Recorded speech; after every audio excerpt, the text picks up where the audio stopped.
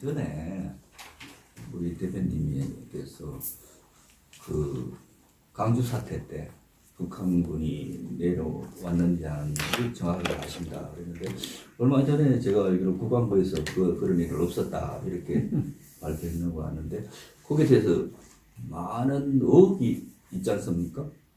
좀 우리 대표님께서 정확하게 그건 뭐 의혹 없습니다. 예? 의혹이 없어요.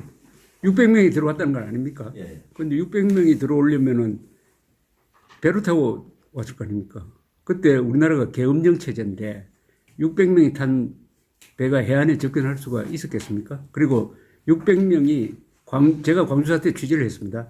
그 광주 사태 현장은 그렇게 서울처럼 넓지 않아요. 금남로 거기에 600명이 해집고 다니면 눈에 보이죠. 그리고 600명이 왔으면 한 사람이 죽었을 거 아닙니까? 시신이 있을 거 아닙니까? 없지 않습니까? 그거 다 안 가본 사람이 한참 몇십 년 지나서 만든 겁니다. 그것도 북한에서 내려온 탈북자 하나가 카드라 하니까 그걸 가지고 광주 문제에 대해서 불만이 많은 사람들이 막 퍼뜨려 가지고 또 그걸 무슨 당입니까? 지금 자유한국당이 또 그걸 받아 가지고 뭐 작년 초에 뭘 하다가 광주 사람 들고 일어나 가지고 혼나고 하는 거예요. 다만 광주 사태에 대해서 이 정권이 만든 거짓말이 있죠. 헬기 사격이 있었다. 그거 완전히 거짓말이죠. 그게 무슨 헬기 사격이 있었습니까? 이 문재인 정권이 만든 광주 사태와 관련된 가장 큰 범죄입니다. 그거는 국방부를 보고 헬기 사격이 있었다는 전제하에 조사를 하라고 했더니 조종사 몇십 명이 지금 살아 있어요. 단 한 사람도 사격했던 사람이 없는데 헬기 사격이 있었다고 송영무 때 발표를 했습니다. 그거 가지고 지금 전두환 재판이 이루어지고 있어요. 전두환 대통령이 회고록 때 헬기 사격이 없었는데 했다고 조비오 신부를 욕을 했더니 그걸 가지고 사전 명예훼손으로 걸어가지고 지금 11월 30일에 선고가 있습니다.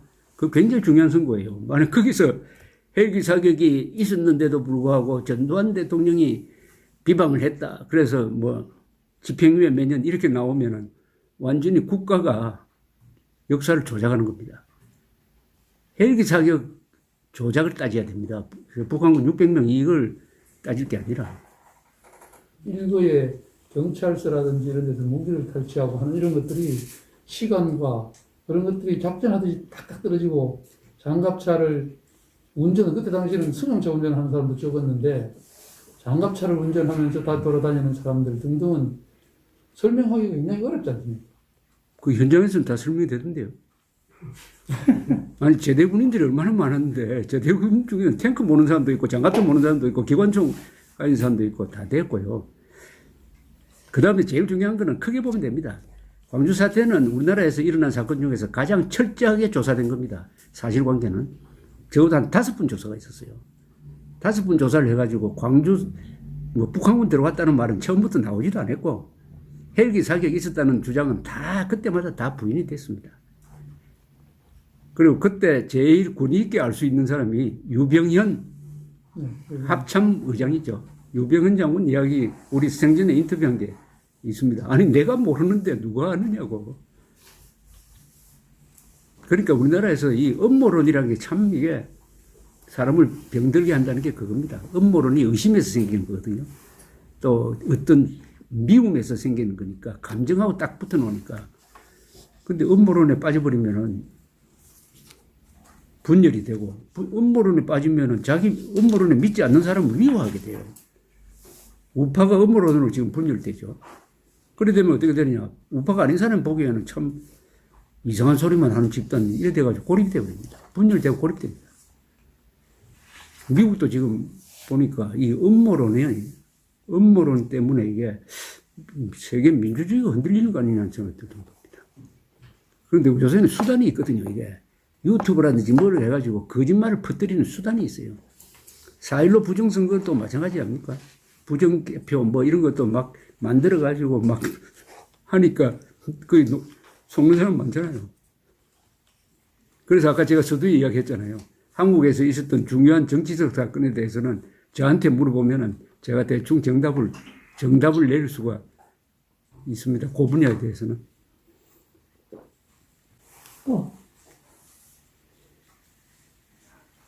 그 지금 젊은이들이라든지 우리 대표님께서 말씀하시는 그 부분을 수용하지 못하는 분이 상당히 많아요. 그래서 뭐냐면 그러니까 뭐 지금 강주 사태를 얘기했지만 지금 젊은이들한테는 20대, 30대한테는 그런 부분들이 통용이 안 되거든요. 왜? 그 시대에 살았던 지금 있는 애들은 지금은 그 시대에 살아있지 않기 때문에 역사의 뿐이거든요. 그러니까 지금 어떤 이런 부분들이 그 젊은 세대한테 통용될 수가 없어요. 그래서 뭐냐면 저는 조 대표님한테 이런 말씀을 한번 좀 여쭤보고 싶은 게 뭐냐면 지금 기존에 있는 지금 그 뭐 유튜브라든지 하시는 데서 저 또한도 뭐냐면 그 합일점이 없기 때문에 상당히 공감대 형성이 안 돼요. 그래서 약간 좀 실망하는 분이 상당히 많거든요. 근데 저는 조 대표님한테 그런 말씀을 여쭤보고 싶어요. 과연 그냥 젊은이들과 지금 누구나 다 공감할 수 있는 대한민국의 가치는 뭘까요? 우리가 미래를 위해서 우리가 대한민국 가치를 과연 어떻게 우리가 바라볼 수 있는지 그 부분에 대해서 어떻게 한번 여쭤보고 싶거든요. 그 가치는 제가 지금까지 설명한 자유통일이죠. 자유통일이라는 가치가 제일 큰 가치고, 그거는 저의 개인적 가치가 아니라 우리 헌법에 적혀 있는 가치가 최고 가치가 아니겠습니까? 헌법 1조, 3조, 4조, 그리고 헌법 10조. 모든 10조, 헌법 10조는 모든 국민은 인간으로서의 가치와 존엄을 가지며 행복을 추구할 권리를 가진다. 국가는 개인이 가지는 기본적 인권을 인정하고 보장해야 한다. 이겁니다. 그러니까 자유통일이라는 큰 빅텐트를 세워가지고 거기에 이 우리의 꿈과 이상을 다 모아야 되는데 이게 교육을 통해서 이루어질지 좋은 정치 지도자를 뽑아야 될지 아니면 자유통일을 내거는 후보가 나와야 될지 그건 잘 모르겠는데 당위론적으로는 자유통일이죠. 자유통일을 해가지고 아니 2,500만 명이 저런 노예 상태로 살고 있는데 명색이 동족이라는 사람이 난 모르겠다. 우리는 우리끼리만 잘 살겠다. 너는 뭐 죽든지 말든지 모르겠다. 이래버리면은 이게 한 인간으로서 이게 좀 문제가 있는 거 아닐까요? 자유통일입니다. 자유통일. 그러면 그 부분에서 같은 한미적이지만 독일과의 어떤 그 통일도 있지만 독일과의 통일 같은 경우에는 경제적 부담이 한 3대 1 정도 되거든요. 그 대략적으로. 그래서 지금 대한민국이 통일할 때는 약간 10대 1 정도 이상이 될 수가 있거든요. 그런 그 부담감이 있기 때문에 지금 그 기존 세대는 상당히 그 느끼고 있지 못하지만 어떤 그런 경제적 부담이 상당히 크거든요. 지금 우리나라도 만약에 그 부담을 우리가 다 껴안아야 되는데 지금 연금도 다 소발된 어떤 상태에서 과연 그런 부분들이 지금 이치와 아까 조 대표께서 말씀하신 그 부분들이 일치할까요? 그런 얘기. 우선 독일 통일은 세계 통일 역사상 가장 성공한 통일이거든요. 그렇죠. 예. 통일 과정에서 단 한 사람도 피를 안 흘렸습니다. 그리고 통일된 이후에 극복을 했잖아요. 지금 독일 가면은 동서도 다 겉으로는 거의 뭐 잘 살잖아요. 잘 살고. 그리고 뭐 동독도 언젠가는 뭐 한 따라잡는데 한 몇십 년 안 걸리겠습니까? 우리 통일하는 또 모습이 여러 가지일 수가 있어요. 꼭 왕창 남북한이 섞어버리느냐 아니면은 휴전선을 유지를 하면서 북한이 사정력을 갖도록 할 거냐 이건 여러 가지 방법이 있는데 그렇게 되려면은 북한 노동당 정권을 우선 없애버려야 돼요. 북한 노동당 정권과의 통일 논의는 나는 이건 좀 어렵지 않을까 하는 그런 생각이 듭니다. 북한 노동당 정권 자체가 바꿔져가지고 근데 북한 노동당 정권의 고민은 공산화 통일을 포기하고 핵을 포기하면은 자동적으로 남한에 흡수돼 버린단 말입니다. 이게 흡수되지 않겠습니까? 그래 되니까 참 생존의 문제가 있으니까 이게 그렇습니다. 그러나 어쨌든 우리가 가져야 될 국가 목표로서의 자유통일이라는 것은 그건 불변의 목표이고 그건 뭐 세계 역사를 봐도 이 상태가 오래 갈 수는 없는 거 아닙니까?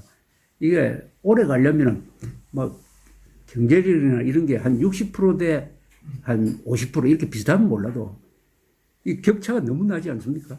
그러면은 이 뚝이 무너져 버리면 어떻게 되느냐? 이 힘의 관계인데.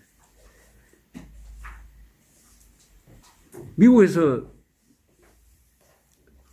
링컨 대통령이 가장 존경받는 게 그분이 노예 해방을 했다는 것보다는 남북으로 갈려졌던 미국을 통일한 대통령이거든요. 미국 통일 그 전쟁에서 60만 명이 죽었습니다. 당시에 인구가 미국이 한 4천만 밖에 안 됐어요. 미국이 그동안 여러 전쟁을 했는데 남북 전쟁을 빼고 다른 전쟁에서 죽은 사람 다 합쳐도 남북 전쟁보다 적어요. 똑같이 기독교 믿고 말이지. 하는데 왜 이렇게 전쟁을 했느냐. 결국 노예제도라는 문제를 해결하는 과정에서 이렇게 죽은 거예요.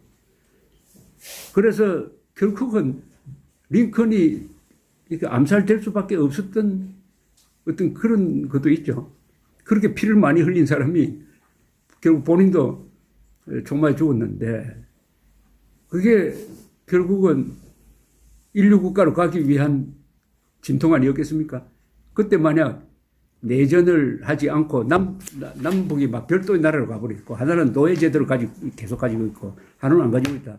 이게 미국이 20세기에 세계 최강대국이 될 수 있었겠습니까? 없었죠. 우리도 자유통일은 피할 수 없다. 라고 해야 되고, 그래서 평화통일이라는 말을 안 써야 됩니다. 자유통일이라고 해야지. 북한도 평화통일, 우리도 평화통일인데. 세계에서 보면은, 세계 역사를 보면은, 한쪽이 통일 의지를 가지고 있는데, 상대방이 통일 의지를 포기해버리면 먹힙니다. 세계사에서 이게 남북이 대결하는 경우에 거의 대부분이 북쪽이 이깁니다. 미국에도 남북전쟁에서 북쪽이 이겼죠. 예멘에서도 북예멘이 통일했죠. 그리고 독일을 한번 보십시오. 독일에서 통일을 주도한 게 프루시아 아닙니까? 남쪽에 잘 사는 뮌헨 근방의 바바리아를 그냥 흡수를 해버렸죠. 프랑스도 파리가 북쪽이고 남쪽이 부르고뉴인데 결국 부르고뉴 공국이 흡수됐죠. 이탈리아도 북쪽에 토리노를 근거로 하던 사르디니아 왕국이 남쪽의 로마 남쪽의 나폴리 왕국을 흡수를 했습니다. 거의 대부분이 북쪽이 이겨요. 왜 북쪽이 이기느냐? 한국은 예외예요. 한국은 남쪽에 있는 신라가 북쪽의 고려를 먹었으니까 예외입니다. 그런데 대체로 북쪽이 이기는 이유가 북쪽이 추우니까 사람들이 강건하고 남쪽은 바다를 끼고 있으니까 뭐 지중해라든지 뭐 이런 데 있으니까 사람들이 참 풍요롭고 하지만은 또 문약하고 상무정신이 부족하니까. 근데 우리도 지금 이런 식으로 가면은 아까 백제를 닮아간다고 했는데 북한이 고구려가 되고 또는 신라가 되고 남한이 백제가 되면 어떻게 되겠습니까? 그러니까 북한이 적화 통일을 포기할 리도 없고 하니까 우리는 생존 차원에서 자유통일 의지를 가져야 국민들을 긴장시킬 수 있다 이겁니다. 저는 우리가 지난 70년 동안 건설한 이 문명건설이 어마어마한 저력을 가지고 있다고 저는 생각합니다. 그 문명이라고 하면 제도를 만드는 거거든요. 우리가 가지고 있는 기업, 군대, 법치, 상권분리, 의료보험, 이런 게 다 제도 아닙니까? 제도. 문명을 만든다는 것은 제도를 만드는 사람입니다. 그러니까 박정희나 이승만이 제도를 많이 만들었잖아요. 그 제도가 우리의 삶을 딱 이렇게 보장해 주고 있는데 이 문재인 정권 들어서는 그 제도를 하나씩 부수고 있죠. 그런데 잘 안 부서지지. 제도라는 게 또 나름대로 생명력이 있으니까. 그래서 이 문명의 반격이 있을 거라고 저는 봅니다. 저는 문재인 정권이 하는 짓을 보면은 이거는 반문명 세력이죠. 문명 파괴 세력이죠. 야만 세력이지. 아니, 제가 하는 이야기는 문명이라는 것은 세 가지 작동 원리가 있습니다. 사실, 법치, 과학입니다. 아니, 문재인 정권이 탈원전 하는 게 이게 과학을 무시한 거 아닙니까? 법치 파괴는 일상적으로 이루어지고 사실, 아까 광주 사태 이거는 완전히 사실을 조작을 해가지고 문재인 정권이 사실 조작한 게 한두 개입니까? 대한민국은 1948년 8월 15일에 건국되었는데 그게 아니다. 그러면 언제가 건국이냐?